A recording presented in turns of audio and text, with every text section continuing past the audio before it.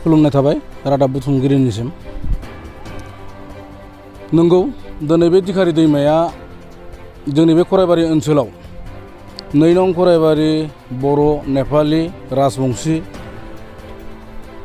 थांनाय 3-4 बोसोरनि सिगांनिफ्रायनो बिदिनो हाब्रां गिसि गागासिनो दं। खुरखायै जोंनि बे ओनसोलनि मानसिफ्रा बिगासे आधा बिगा बिगानै हा बायै थाफैदोंमोन। बिथांमोना दिनै हा खुरखाजानानै जोबोद आलाय सिलाय दाब जायगायाव माने खारनानै थाहैनो गोनां जादों।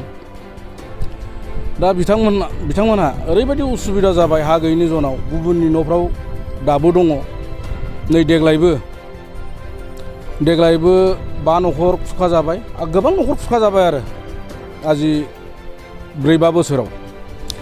दा बेफोरबायदि जुदि दैया खुरखाबाय थायोबा जोंनि जिथुनिखि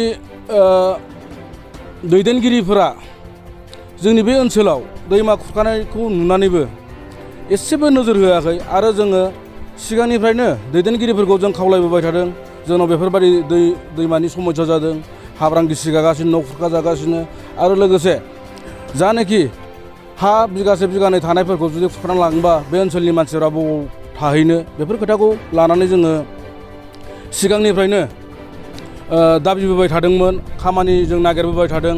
जोंनि जिथुनिखि बिजाथि सारमोनखौबो जों खावलायदों आरो बिथांमोनखौबो लाबोनानै खोन्थाफैदों जे जोंनाव बिदि समस्या जायो होननानै जोङो सिगांनिफ्रायनो जोंनि दानि MP सार बिथांखौबो जोङो सिगांबो खावलायदों आरो बिथाङाबो फैदों, नायफैदों, नायो, जागोन होननानै खोथा होयो। ओमफ्राय बिदिनो माने दैलाङा बायलांबाथाय आरो सिरि थायो आरो जोंबो नागिरबा ओमफ्राय आरो बिदिनो जागोन र' होनना बुङो, बिदिनो थालाङो। थिग बेफोरबायदि हिसाबै जेबो रैखाथि जोङो गभर्नमेन्टनिफ्राय मोननाय जायाखै। बिनि जाहोनावनो दिनै इसेबां खुरखानो सुबिदा मोन्दों। बावैसो दान मोनसेनि सिगाङाव जोंनि दानि जिथुनिखि बिजाथि जोंनि सानजा जनायनि समस्तिनि MLA भुबन पेगु साराबो फैदोंमोन।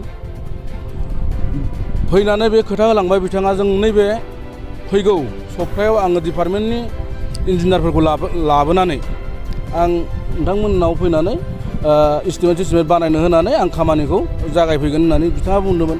बिथाङाबो दिनैसिम 1 दान जाबाय बिथाङा बुंनानै थांनाया। बे खोथा होनानै थांनायनिफ्रायबो बिथाङा दिनै बिथांखौ जों लोगोबो मोना आरो जामबुं थुयो जोङो जोंनि दैदेनगिरि माखासे सारमोनखौ। बिथांमोननि फनखौबो मालाबा हमनो हायाखै होननानै बिथांमोना जोंनो खोथा होयो। दा जोङो खावलायनो लुबैयो जोंनि बे समस्यानि थाखाय जोंनि आफादारि दैदेनगिरि सारमोननिसिम बे जों खावलायनो लुबैयो जे नोंथांमोनहाबो जोंनि बे समस्यानि थाखाय जाहाथे गोजौ लेभेलाव गभर्नमेन्टनिसिम जोंनि बिजाथि माखासे MLA MP बिथांमोनखौ नारसिननानै जाहाथे जोंनो एसे दैमा थेनायनि थाखाय रैखाथिखौ होयो जेन। बेयो जोंनिया थेलाम पन्सायत गोग्लैयो।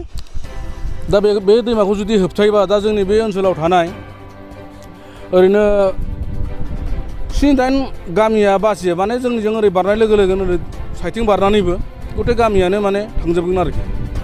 बेनिफ्राय लानानै ओरै रामदन सामदन मोनहैजोबगोन बे दैमाखौ जुदि होबथानो हायाबा। आरो दाथ' 2 नंआथ' फ्राय खुरखानानै खावसे खुरखालांबायानो आरो नै दा 1 नंआवबो खुरखाबावबाय। आरो दानि जिथुनिखि खुरखानायखौ नायोबा दैनि जिथुनिखि ढौ बेखौ नायोब्ला जोंनि बे जायगाया खुरखानो बारा सम नाङा। देग्लायनि बिथोरावनो माखासे बे दैलांसेनि बिथोराव बेयाव मानसि न'खराव थानो मोनगोन आसा गैया आरोखि। माने बे जायगानिफ्राय खारजोबलांनांगोन आरोखि।